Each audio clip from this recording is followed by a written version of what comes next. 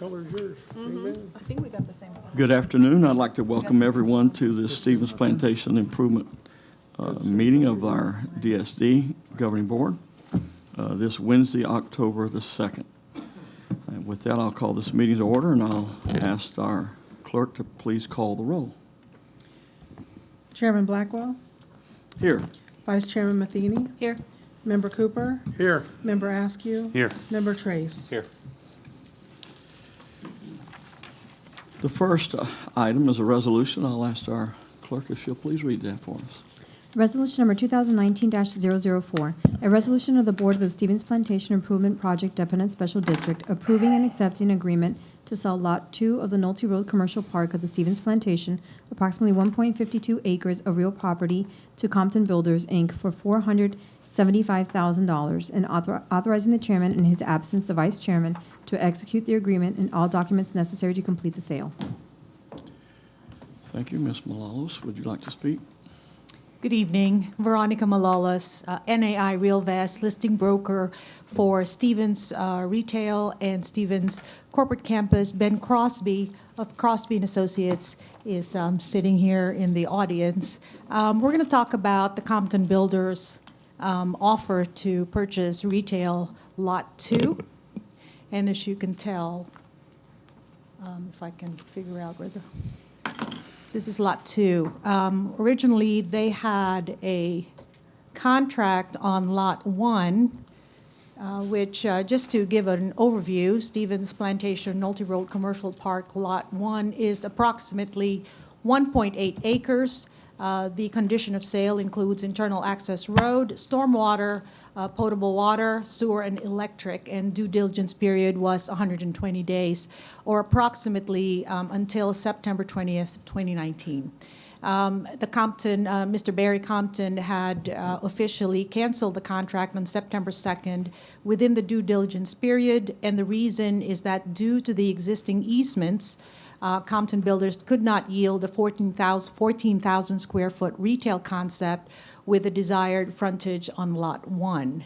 And in their mind, a standalone or two-tenant concept is more suitable for Lot 1. The contract price with the A bonds surviving the closing was $500,000 plus A bonds, plus the A bonds which they are going to maintain. So bringing the total acquisition price to $50,800, and the A bonds are assessed in the annual tax bill over a number of years. And the intended use was for restaurant with alcohol and retail, which, by the way, according to the restrictive covenants of the Walmart Neighborhood Market Store, only one restaurant with alcohol is allowed in the park. And so the price per acre at 1.8 was $306,000 per acre. If you can see the replat for Lot 1 and Lot 2, as you can see, because of the easements on the front of the lot and to the west of the lot, it really rendered Lot 1 to be too narrow and too deep to have enough frontage for a 14,000 square foot retail concept. And if you look at Lot 2, it seems to actually have a little bit more width, and therefore probably would allow for their particular concept to be better suited for Lot 2. That being said, Lot 2 is, and if you can see here as a reference, what's been sold, Lot 3 is where we see the beautiful Heartland Dental Clinic. Lot 6 and Lot 7 were sold for two concepts, one for a restaurant or daycare, the other for a small strip center as well. And of course, we have Lot 4 and 5, which are also available, but mostly for probably destination business and office sites. So Compton Builders came back and said, since we can't fit our concept on Lot 1, we would like to offer to purchase retail Lot 2. And Lot 2 is approximately 1.52 acres. Condition of sale is the same. It includes internal access road, stormwater, potable water, sewer, and electric. The offer terms would be that the escrow deposit would be the same as the last contract, $15,000 within 5 days after the execution of the PSA, purchase and sale agreement. The second deposit of $15,000 within 5 days after the expiration of the due diligence period. The closing would be 30 days after the inspection period, or when the city delivers the electricity, water, and sewer, and the internal drive is completed. The due diligence period, however, has been renegotiated to shorten to be 90 days instead of what we had in the last contract, because they have had an opportunity to actually study both Lots 1 and Lot 2. And the offer price is $475,000, with the A bonds surviving the closing, which is approximately about $42,900. Total acquisition price is $517,900. And so at 1.52 acres, they're actually paying a little bit more per acre than Lot 1, which is $340,724 per acre. So just to give you an idea of what is the traffic counts on Nolte Road and Canoe Creek Road, which is really what retail looks at. We have 14,402 annual average daily traffic on Nolte Road, and Canoe Creek Road is 14,475 annual average daily traffic. Our demographics are what you see up there on the presentation. It kind of limits the retail to probably neighborhood concept. And so what we would like to recommend is the approval of the sale of Lot 2 to Compton Builders for a 14,000 square foot retail strip concept, which is the same as what they had on Lot 1, which includes one restaurant with full service alcohol. And the offer price, again, is $475,000 plus the A-bonds survive the closing. It's 1.52 acres, or $340,724 per acre. And that, of course, is including the A-bonds surviving the closing. Is the buyer here? Would he like to speak? He was not able to Okay. attend today. Are there any questions from council? Councilmember Matheny. Thank you. Can you go back to the plat slide? Yeah, what is the purpose of the ingress and egress easement? Is that something that we can vacate because we have the access drainage and utility easement at the rear of the lots? Is there some purpose for that up at the? My understanding, because I was not a part of the replat process, but my understanding is that that there was a desired entryway from directly into the front of the property. I thought that that's what the whole access drainage and utility easement was at the rear.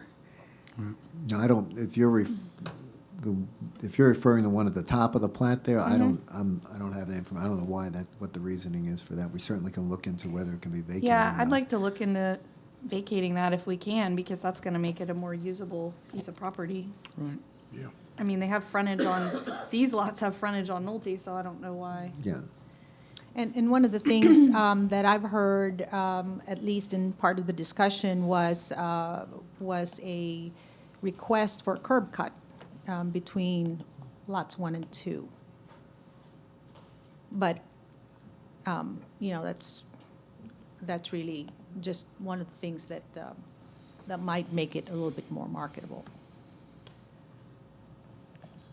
Yeah, I don't know what the rules are on Nolte and the access management plan and the proximity to the intersection, I don't know. I think the intent was everyone used an internal driveway, but I think if we could eliminate that ingress egress easement at the top, the OR book 2634, that would help make the property more usable. I agree. Yeah, we certainly can look into that. Sure. Thank you. It's a good point. I think all the members of the board would be supportive of that. Sure. Any other questions?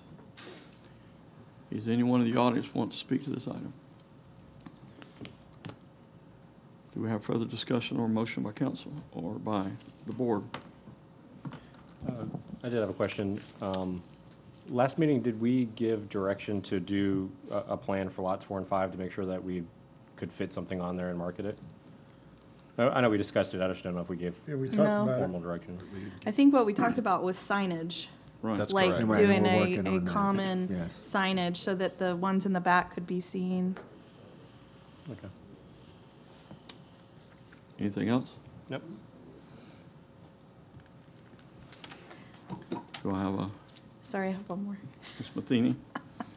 This is the thing that I always struggle with. It's like as part of this, you know, they're like, oh, they're gonna build this and it's gonna be 14,000 square feet and it's gonna have, you know, a restaurant with alcohol, but they're not obligated to any of this.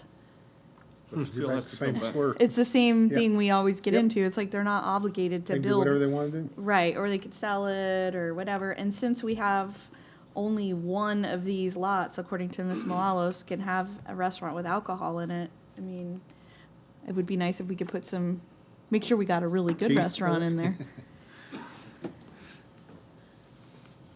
Well, they You can't have do any whatever. counsel for us? Well, they can't do whatever they want because there are zoning restrictions on what can actually go on the property. So, and so they're restricted by that. They certainly don't have to build a restaurant. Right. And on it. And, you know, presumably the market's gonna bear what's gonna be there, so they're gonna build whatever will work on the property for them. And if I may, if in fact a restaurant with alcohol does not go on Lot 2, then it opens up the possibility for a restaurant with alcohol on Lot 1, perhaps just a single tenant concept. Is it kind of first come, first serve? Yes, there's only one allowed according to the Walmart. I understand that, Yeah. but are we somehow earmarking this, you know, alcohol and restaurant license to go on Lot 2 by Okay. approving this deal? Yeah, so. Let's say someone buys Lot 1 next week and then they are faster to the table than Lot 2. So there's actually a tenant that's already in play for the concept. They're a local restaurant that already has a good neighborhood following that they have in conversation with for their concept. So they have a tenant in tow for their concept already, restaurant with alcohol. Right, but Quite I'm successful. saying like, first come, first serve though, right? I mean, we're not, Well, there's an agreement between the Dependent Special District and when the Walmart Plaza was put together that puts an obligation on the DSD to ensure that there isn't more than one restaurant with alcohol. So we would have to monitor that, and we would have to prohibit another lot from opening up, depending on who's first opens. So we wouldn't, if you entered into this agreement, and we did get a prospective buyer for Lot 1, for example, we would have to specifically exclude a restaurant with alcohol as a permitted use on it.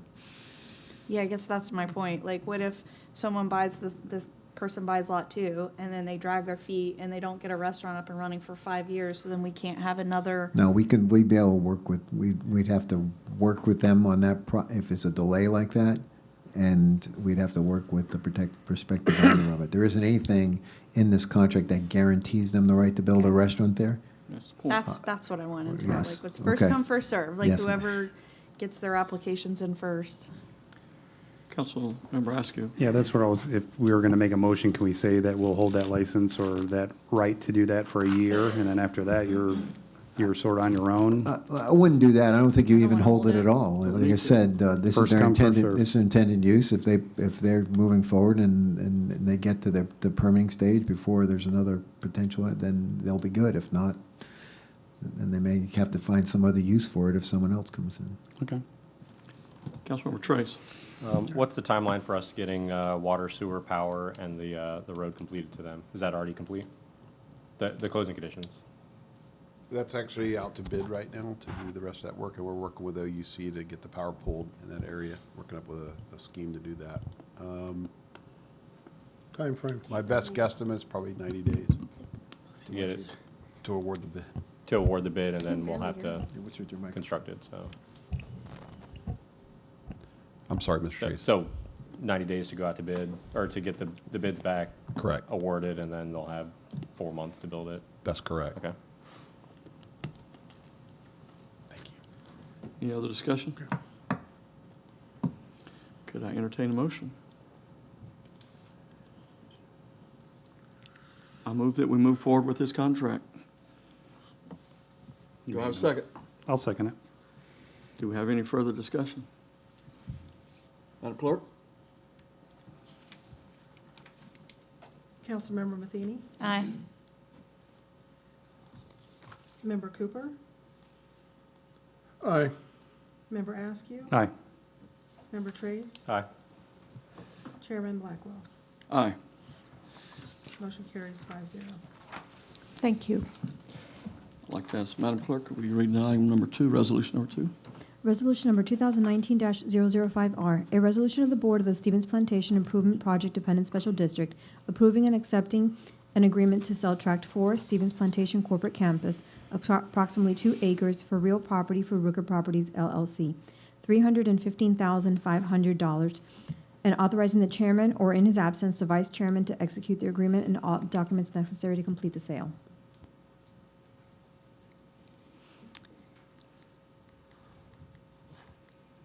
Once again, Veronica Malolas, NAI Real Vast Listing Brokers for Stevens Retail and Stevens Corporate Campus.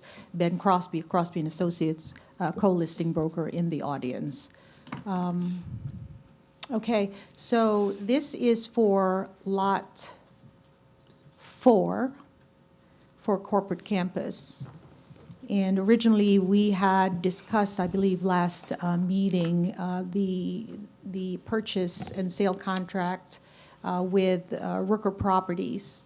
And again, just to kind of give an overview of what is available, we've sold the parcels here to St. Cloud Prep Therapy Center, which is the tenants of Carousel had bought this lot. We're under contract with the Lions for tracts 8C, 10, and 9. We sold this to 50-unit apartment complex, senior housing phase 1, and this hasn't been updated, but it's tracts 5 and 6 is under contract with Madison, and we've sold track 1 to Lady Bird Academy, which is almost operational, I believe, if not already. It is operational. The intended use is for a Social Security Administration building. The buyer is Rooker Properties LLC. And Stevens Plantation Corporate Campus Tract 4 is approximately 2.0 acres. The tract is pad-ready and includes roads, stormwater, potable water, sewer, reclaimed water, and electric. Again, intended use is Social Security Administration building. The offer price is $315,500 cash. And the original offer was with a $10,000 escrow deposit, as we had discussed last month or last meeting. And we have since made a counteroffer to increase their escrow deposit to $25,000 within 3 days after the execution of the PSA, and it is non-refundable after the expiration of the due diligence period. The due diligence period is 180 days. And closing is after the inspection due diligence period of 30 days. And the contingencies, as was discussed in last month's meeting, was that originally they were asking that the city foot the bill to have a bus stop. But has now changed to seller reasonably agrees to cooperate and assist with the local transit authority to add a bus stop in front of the property at no cost to the seller instead of the buyer. And the seller agrees to remove one of the two 10-foot drainage easements on the property. The offer price with the A bonds, again, surviving the closing, is $315,500, plus the A bonds, which are approximately $57,400. And the total acquisition price is $372,900, with the price per acre at 2 acres of $186,450 per acre. Just to give an overview of historical sales, when we started out in 2015 and the first few parcels that we sold in 2016 was $115,000 an acre, and the current asking price in 2019 is $185,000 per acre with of course, the situation with the A bonds. So just to give you some historical perspective, and of course, we want to be able to just look at similar use so that it's apples to apples. There are two sort of like office concepts there. Carousel Therapy Center Corporation, that sale closed on June the 2nd, 2017, on track 13. That was 2.27 acres. It was sold for $300,000 plus $65,000 approximate A bonds for a total acquisition price of $365,000, which is $160,793 per acre. And then in 2018, September 14th, Lady Bird Academy closed on tract 1, 2.29 acres. It was sold for $350,000 with $70,729 approximate A bonds that survived the closing, bringing the total acquisition price to $420,729, which is $183,724 per acre. Just a couple samples that I'm bringing back to you of Rooker, and they do a lot of government office concepts. They do quality work, and they are definitely experienced in this type of development. And so our recommendation would be the approval of the sale of Corporate Campus Lot 4 to Rooker Properties LLC with the offer price, A bond surviving the closing, $315,500 plus approximate $57,400 approximate A bonds with a total acquisition price of $372,900. Price per acre at 2 acres, $186,450 per acre. Thank you. Do you have anyone here from Rooker that wants to speak? No, sir. Okay. Do we have any discussion or questions from council? Councilmember Matheny. Thank you. Do you have a graphic that shows these drainage easements that they're wanting us to vacate? Well, actually, they're not wanting us to vacate them. Oh, I thought it said vacate a It drainage. did, well, what we proposed back to them was, we believe that the drainage easements can be used for that purpose without them having to be vacated. They want to use them either for landscaping or parking. So during the due diligence period, we would just be able to confirm that. We think they're going to be landscaping areas, so that will allow them to continue to do their parking. Of course, if they remain as landscaping areas, then the drainage easements won't have to be vacated. So the agreement actually says the confirmation that one of the easement areas can be used for landscaping and parking. So hopefully we're not going to be able to vacate them. So there's Don't no have to. drainage in these easements? There's no pipes or anything? We checked I'm- with. I mean, 'cause typically you wouldn't put parking or I know that. landscaping when there's I don't believe pipes. there's pipes in there. Okay. but that would be- So you don't have a graphic that shows those?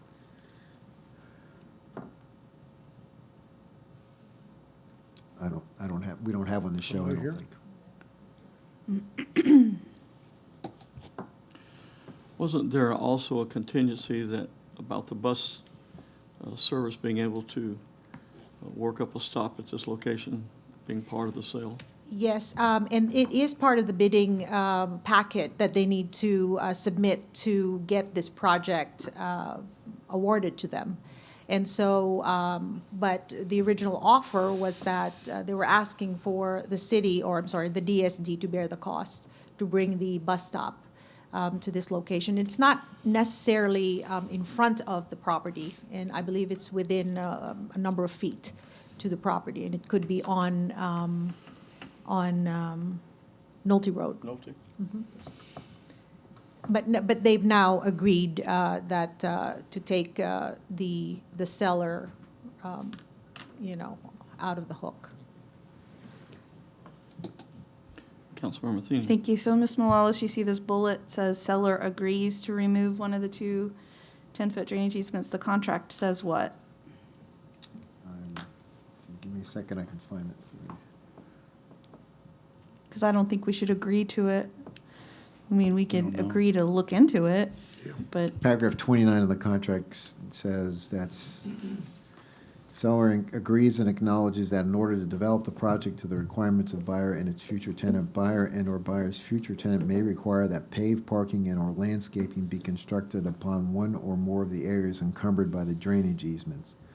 Confirmation of the use of at least one of the easement areas for parking and/or landscaping shall be obtained by and to the satisfaction of buyer or waived prior to the expiration of the due diligence period. Okay.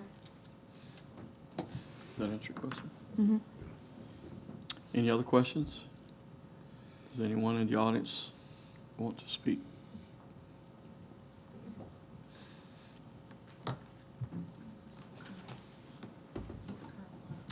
Councilmember Trace. I'll wait till Dan's done.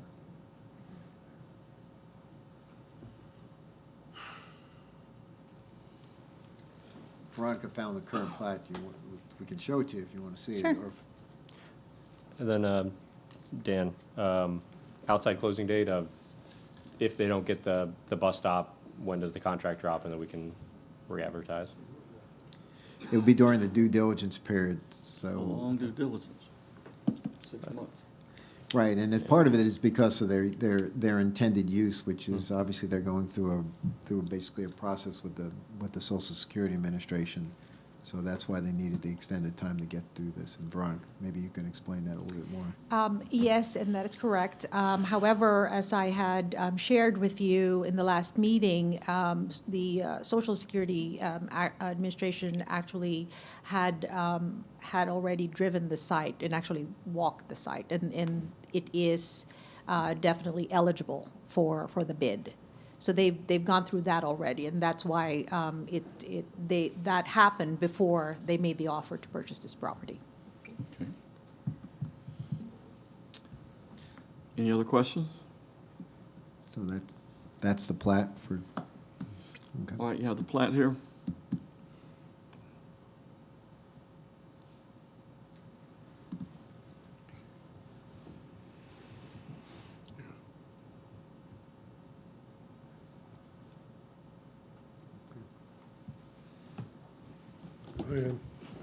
Councilmember Matheny. Thank you.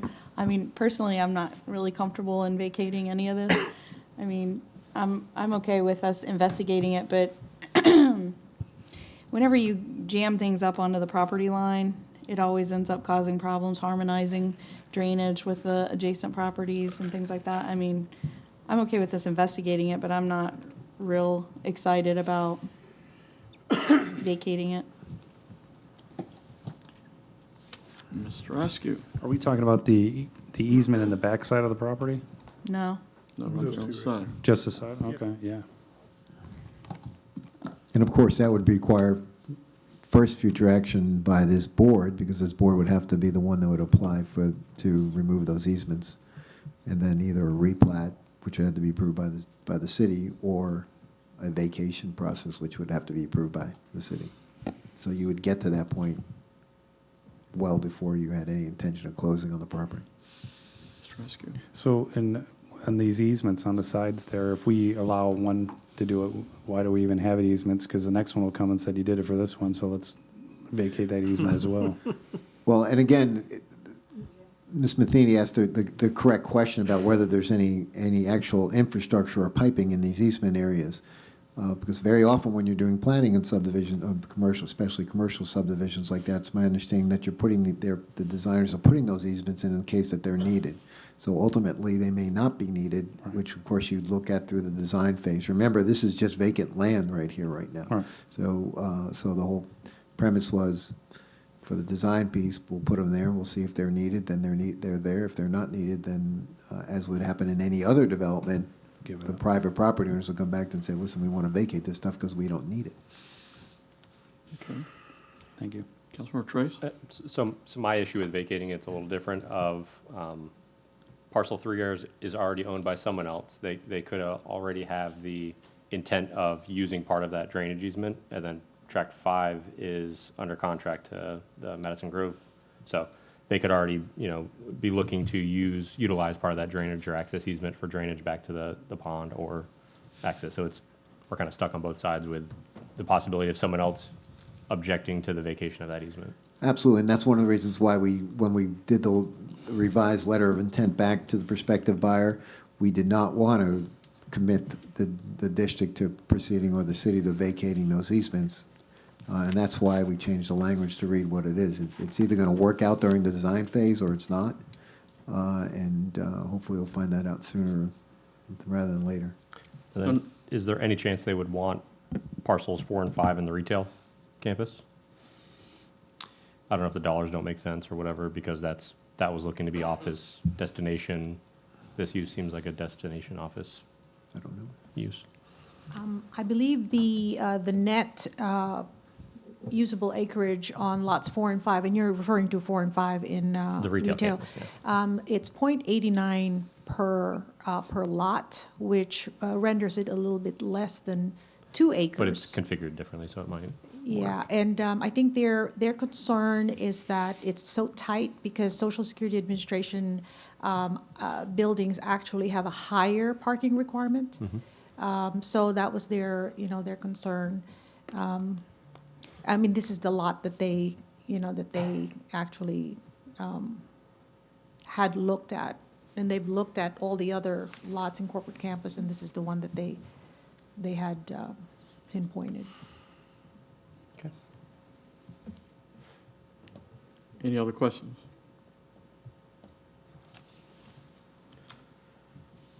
Do I have a motion? I'll make a motion to approve. We have a motion from Councilmember Matheny. Askew. He's just used to saying that. We're so similar. Councilmember Askew, do I have a second? Second. I have a second from Councilmember Cooper. Madam Clerk? Councilmember Cooper, Aye. Member Askew, Aye. Member Trace, Nay. Vice Chairman Matheny, Aye. Chairman Blackwell. Aye.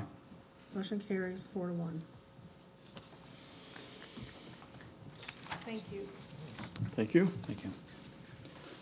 Madam Clerk, will you read the next point? Discussion and possible action regarding the Stevens North offers. Okay. Did you say, you're going to speak to that for us? Good evening. I'm Dave Kalkanis. I work for Colliers International. I have my partner, Vice Chairman Ken Krasnow, with me from Colliers International as well. Tonight, we're going to review 6 offers. Just give you a quick history of what we've done since we've started. We put out the call for offers. Let me just get my specs on here. You're getting old like me, I guess. Oh, my God, unbelievable.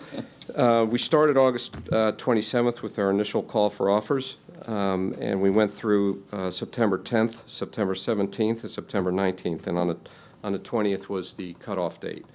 We received 6 offers from 6 very valid buyers that we believe have the wherewithal to close the property. There are some things that we Chairman. have some. I'm sorry? Excuse me, can we get the PowerPoint and coincide? Oh, yes, we haven't got, this is more of an introduction Okay. to the PowerPoint. I'm just trying to get it up before you start. Oh, okay. Sorry. No, and then we'll start with whoever's first. I'm sorry. Oh, I got the clicker, sorry about that. Thank you. Good. Sorry about that. There you go. Okay, so we have been advertising since we were engaged for this listing with all the normal internet media, which was CoStar, LoopNet, Crexi, Colliers website, and of course, we have a proprietary database with well over 5,000 valid contacts. What we've noticed on the offers that we received, the initial deposits were somewhat low for the amount of time that it will be off the market while it's being evaluated. And of course, there's no hard money that came in with any of the contracts for the cost of taking it off the market. So with that, I guess we can start with our first buyer, Hanover Capital Partners, and I believe we have all the buyers here or all the bidders to present what they've done and their capability to close. Thank you. You just head over here. Are you ready? Click it? No, click it. Okay, sure. We good. No. Click it onto the first one. Thank you for your time this evening. Hanover Land Company and Hanover Family Builders is a full-service real estate development company with extensive workings in Central Florida and resort and residential communities. We develop and build homes.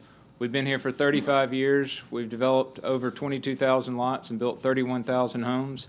In just the last 5 years, we've done 24 projects encompassing 8,000 lots, 4,500 of which we developed, and 2,500 of which we sold to third-party builders. We have an extensive history in St. Cloud with building and development, including activity in Mallard Pond, Deer Creek, Pinewood Gardens, and most recently, Hanover Lakes.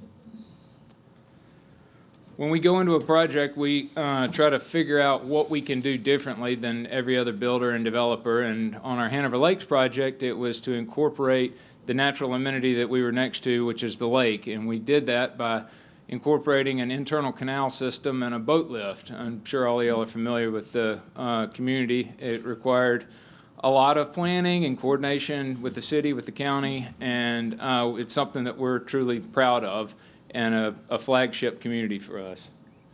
We did that through a tremendous investment in infrastructure, including the boat lift here that lifts people and takes them out to the chain of lakes, and we think brings buyers to St. Cloud that would not have otherwise come here, which is our goal in all of our communities, is not to just produce the same kind of plain Jane community, but to elevate the level of communities in the area and bring buyers here that may not have otherwise come.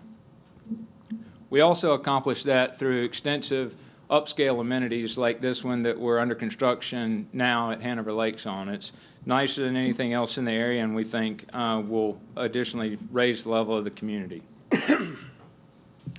Our vision for the Stevens Plantation project is a mixture of townhomes, 40-foot lots, 50-foot lots, and 60-foot lots for single-family homes. We plan to preserve the extensive wetlands throughout the site and utilize them as well as other natural amenities. We'll again incorporate superior amenities to the ones that are existing and planned in the area. We'll also incorporate trails and active lifestyle components in the master plan to encourage health and wellness in the community.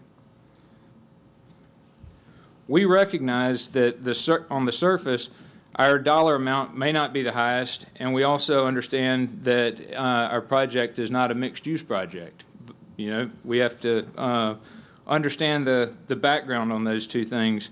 And one is so there's some clarification and additional color that we think you should bear in mind in your decision. Do we have to get approval from a corporate board in another state who has never seen the project? No. Our owners are local, personally involved in every project that we do, and have already seen and blessed this project. Do we need to parcel out pieces to third parties to make our offer viable? No. We retain the project, we develop the project, we build the houses, and we sometimes partner with other builders, but we retain ownership and ensure the project's success. Are we counting on being able to flip out of the project in order to facilitate a closing? Again, no. We close on projects, develop them, and build them. Our deal is not a mixed use, nor is it the highest offer, but it has the most financially practical and viable path forward. It's realistic, and it will absolutely create a project that the city will be proud of and that will raise the standard of development in the city. We deliver projects that enhance the natural areas to create unique neighborhoods. We incorporate superior amenities that will elevate the entire project and bring homeowners to the area that may not have otherwise come to the city. In short, we are builders, developers, and most importantly, closers who are interested in creating another quality project in the city. Thank you for your time. Thank you. Thank you very much. Do we have any questions?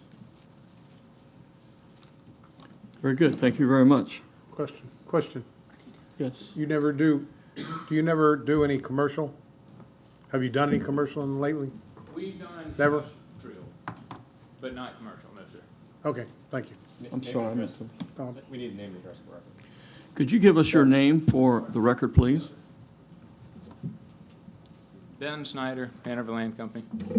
Thank you. Did you get that? Ben Snyder. Thank you, Ben. Next up will be Felicia Conquet from from D.R. Horton. You want me to click? I'll click. I only have one. Good evening.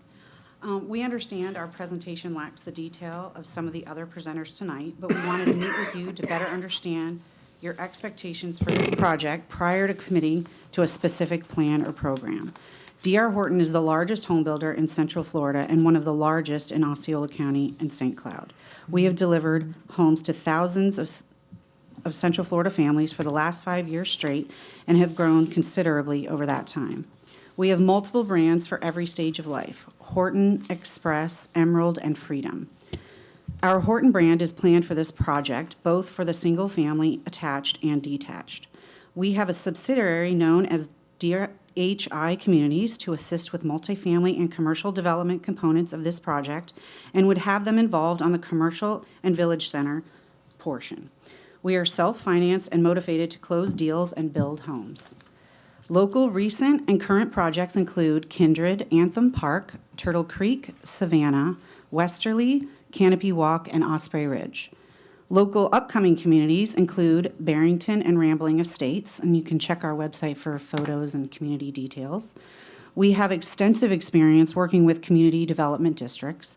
We are currently operating multiple CDDs in Osceola and Polk County, both self-created and inherited. Site plan provides for horizontally integrated mix of uses, providing connectivity between Budinger Avenue and Canoe Creek Road. The commercial village center component is approximately 12.5 acres and should yield up to 135,000 square feet of commercial and office uses. The residential portion is planned to be a combination of single-family homes and townhomes, which is approximately 95 acres, yielding up to 500 dwelling units. We look forward to the next step in the process, and we're here to answer any questions. Anything we don't have answers to, we'll happily follow up with. Thank you. Could you share your last name again, Felicia? Sure, it's Coquette. Spell that for me. Coquyt. Thank you very much. You're welcome. Mr. Cooper. What size lots are these going to be? We were thinking the townhomes would be 20, 30, I guess 40, 50s, and 60s, the lot sizes. Any other questions from council? Thank you. Thank you very much.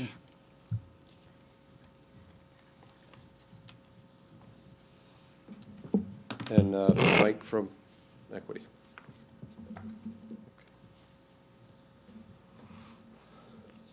Thank you, members of the board, for giving us the opportunity to speak tonight. My name is Mike Liquori. It's Liquuri.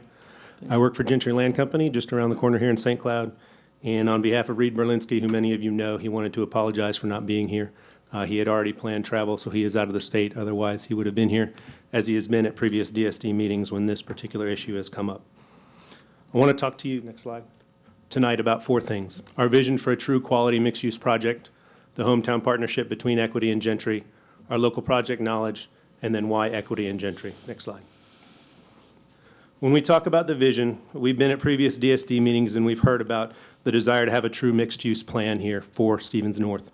We are planning a true mixed-use plan with a mix of office, retail, light industrial, medical, and residential.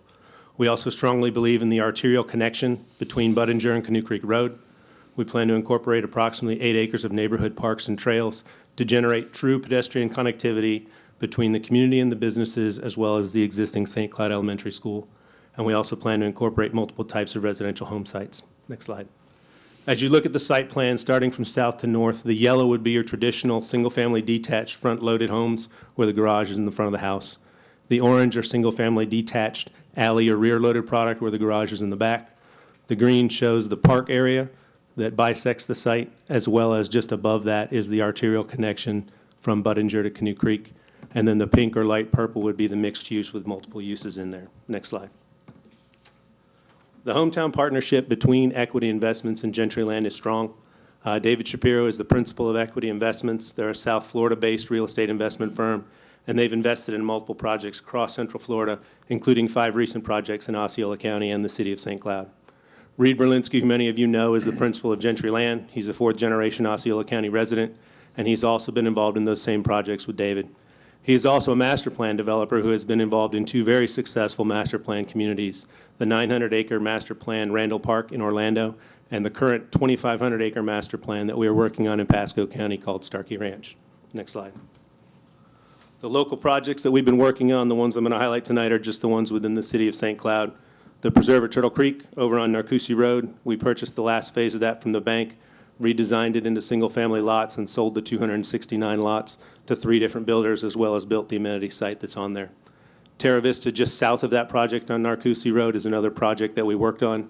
Purchased it, redesigned the site with 62.5-foot lots, and sold that to a local builder. Oak Ridge Townhomes is a project that we worked on over at Seven Oaks and Old Canoe Creek. We took an existing townhome site and widened the pads for the townhomes to create a more livable townhome and sold that to a local builder. And then the last one is Oak Tree Point over on 10th Street. We bought it from a local resident who was desiring to relocate and then designed it for a villa product and developed that and then sold it to a local builder. Next slide. So why Equity and Gentry? We have project knowledge on Stevens Plantation for over 12 years. Reed worked on the site in a previous employment with a national home builder, and David has actually owned estate lots within Stevens Plantation as well.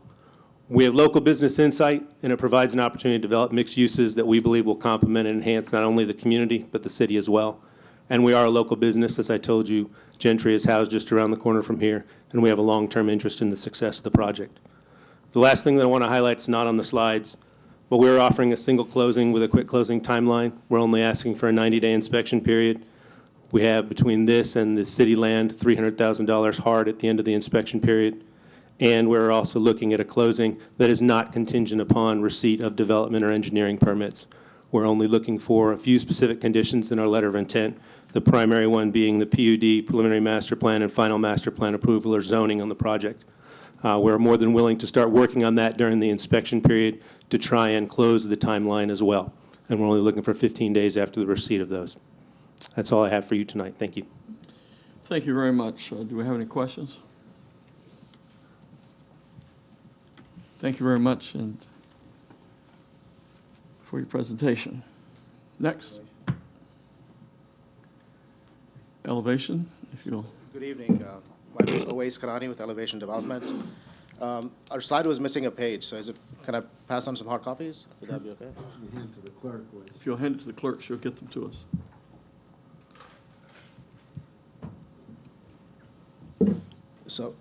So I'm the managing partner of Elevation Development. I'm here with my business partner, Shaman Faradi, as well.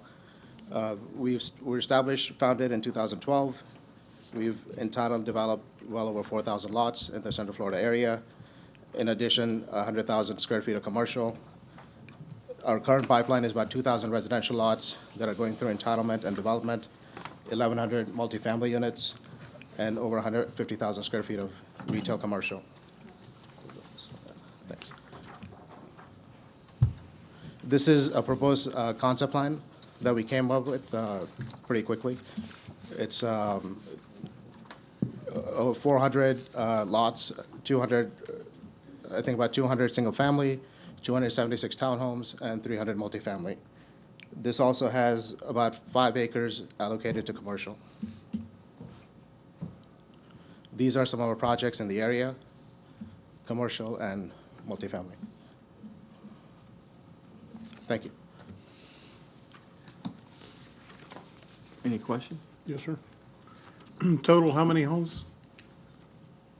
7, between multifamily and single family, about 776. Okay, could you step to the mic so we get that on the record, please? So about 300 multifamily and 476 residential in towns. So about 7, Yeah, right under 800, 776. okay. All right, thank you. Do you have any other questions? No. Thank you very much.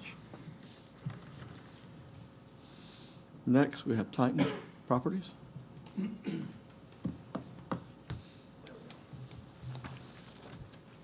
Thank you, sir. If you'll state your name. Hi, I'm Dell Avery with Titan Properties.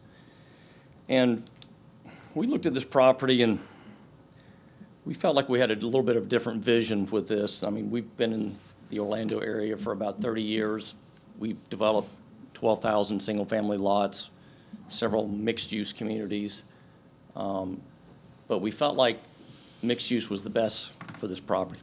It's a great location, and we wanted to present a mixed concept that had residential, commercial, multifamily, senior housing, and maybe even assisted living. There's even a spot in there for the storage that we put in there. I've also got with me Sean Flanagan from Alliance Residential.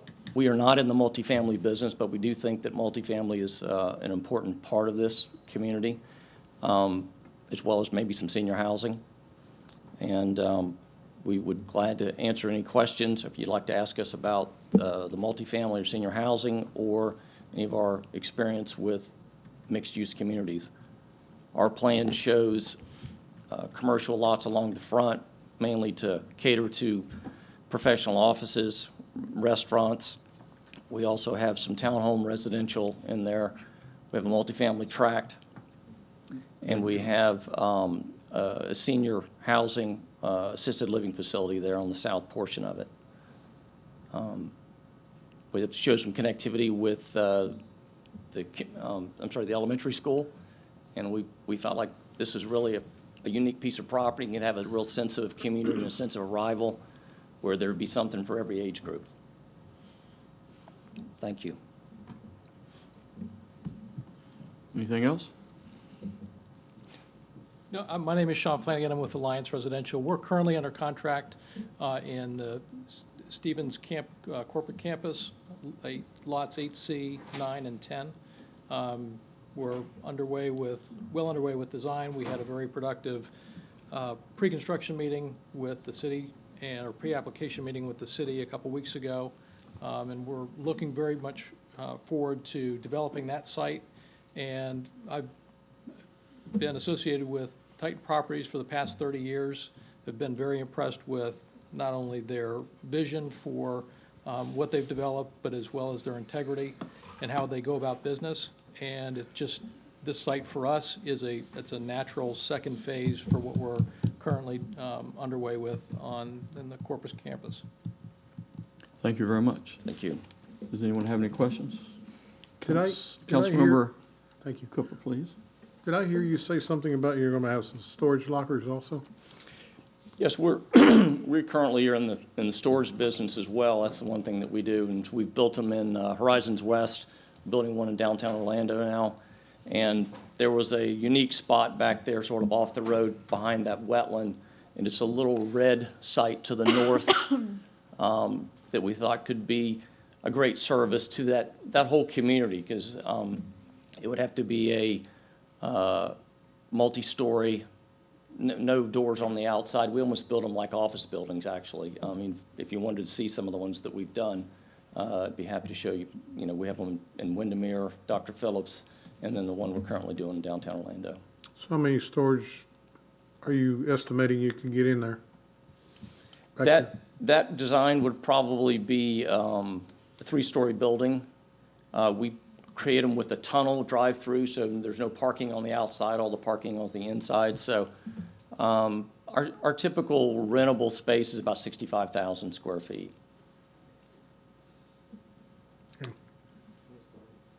Councilman Brasky. Just a couple of questions. It seems like they're asking the same things, but and on the residential side, townhouses and all that, how many houses do you think that's going to? You know, we haven't had a chance to lay it out exactly and find out what the yield was, but it's probably 200 to 250 of single family. Okay.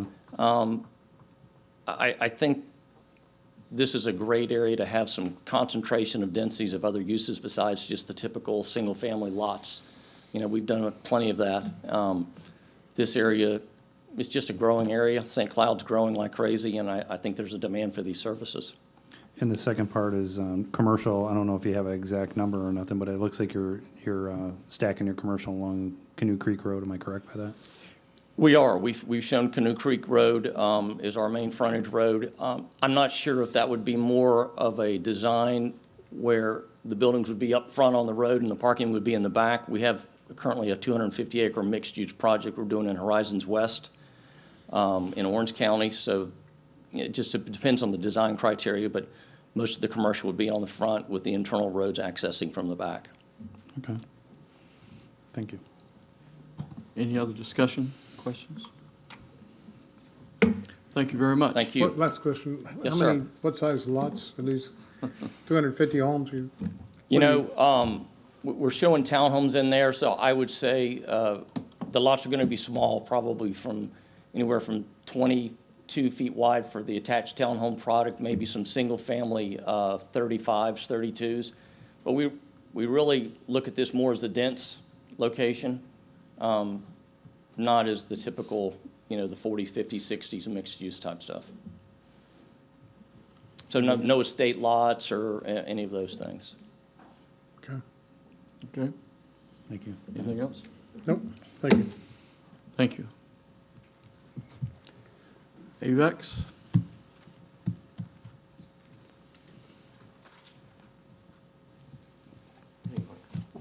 The next one. Hello, my name is Eric Marks. I am the president and an owner of AVEX Homes and also the senior vice president for Avalon Park Group. Address is 28 East Washington Street, Orlando. This is a joint proposal by both AVEX Homes and Avalon Park Group, and we are affiliated companies who, on the Avalon Park Group side, have been in business in Central Florida for 25 plus years. AVEX Homes was started in 2012 really with the idea to build a different product, to have more of a traditional design. Front porches in many of the locations will put the garage back and keep the street, whether it means alley loading or it can mean a northeast style home where the garage is pulled back. And that's not to say necessarily that that is what's planned here. It very well may be, but I think a mix of product and the ability to be flexible as a builder is important to try to execute on the vision that we have and the vision that you have as well. AVEX is actively engaged in building in 10 communities throughout Central Florida, and we are under contract currently on a number of properties in the Osceola County, St. Cloud area. Avalon Park Group, if you'll hit the next one, is the developer of the Avalon Park community in East Orlando. That community was the #1 selling community for 4 years in a row in Orange County. It is a mixed-use project that has, it's about 1,800 acres, about 3,500 residential units, about 700,000 square feet of commercial space. And what's unique about that project is it really is the execution of a vision that many local governments like to see, which is a town center with vertically mixed-use buildings. So we have plenty of buildings that we've built on our own and financed on our own with ground floor retail and multifamily over. So we have the experience for more of a mixed-use type of project. Next slide. What you see here, we worked with Whidden and Associates to come up, honestly, with as much of as a density study as a site plan. But the concept and the big picture is on the page, and that is a mix of residential units. So you have single-family townhomes, and the single-family mix will be 40s and 50s primarily. Townhomes will have a lot of mix as well with 20 and 25-foot product, and then also with commercial. We didn't honestly have the time to come up with a true mixed-use plan, but we wanted to make sure we showed the mix of uses that we think are appropriate there. So while the parts may move, I think the overall sum is probably pretty accurate, which is about 50,000 square feet of commercial space. And we're somewhere in the range of 500 to 550 single-family lots and townhomes. So that's our proposed mix. We made an offer that really tried to be creative, and unfortunately, part of the idea did not work. We felt like, in spending some time looking at the Stevens Plantation's bonds, that there was an opportunity to refinance some of those bonds and fund the construction account to help offset some of the construction costs of this project. It was a good idea, I think, but it's simply not going to work after a conversation with your city council. And because of that, just to be clear, and I think David may have let you guys know, the gross purchase price that we offered on the DSD site at 6.6 million was net of that, so it's really, it's at a 5.8 number. Our number's still I believe, the highest offer that you've received, and I wanted to address that. We looked at this on a per unit basis, and if we are looking at over 500 units and 50,000 square feet of commercial, we felt like a number at $15,500 a unit was probably where the market is. We feel confident in that offer, and we stand behind it with years of experience and the ability to execute and close. So I'm here to answer any questions you have and welcome the opportunity. Thank you. Would there be any questions from Councilmember Matheny?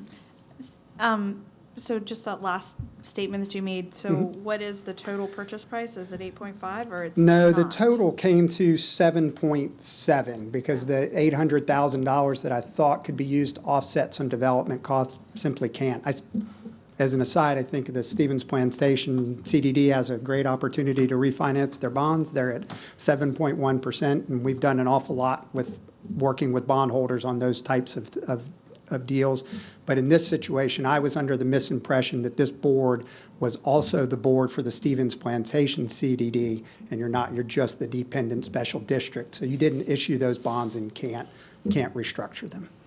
So one of the concerns that I have in the comments is about the fill dirt. That can be a very large number. Do you have an estimate of what you think the fill would be required on this site?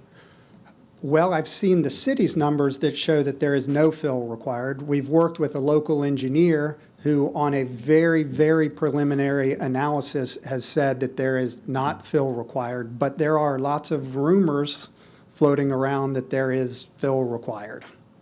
And honestly, we've not done the analysis to a level that I'd feel comfortable standing here saying there is no fill required.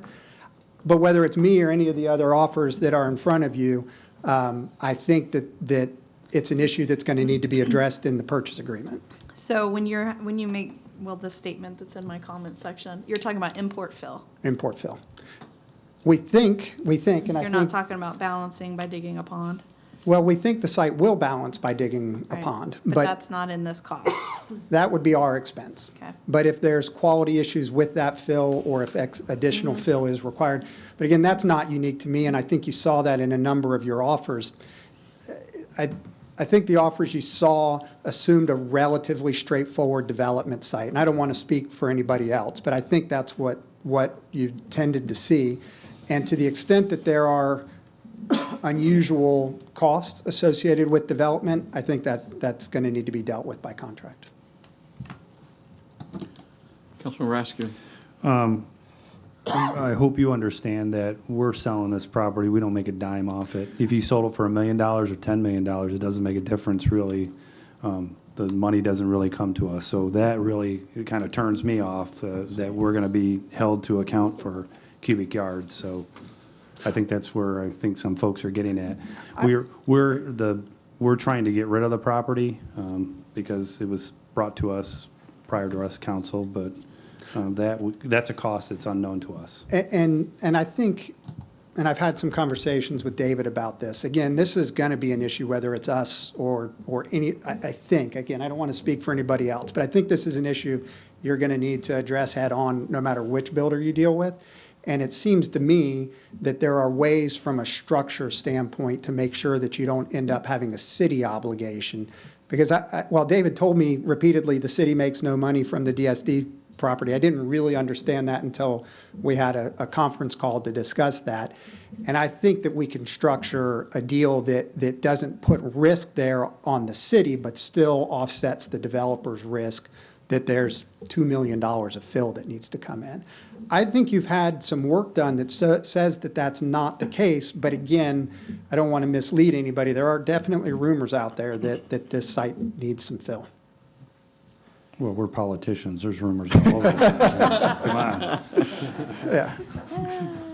Thank you. Any other questions? Thank you very much. Thank you. Very interesting.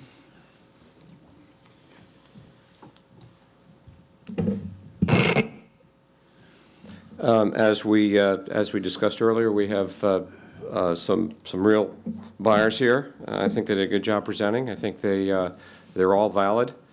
Had a brief discussion with Dan today, and I've been talking all along with Veronica about our next steps and how we think we should move forward. We feel that based on the information that you received this evening, that the council members should convene and make a decision to bring it to a short list and then potentially go out and have that short list come back with best and final, be it what it may.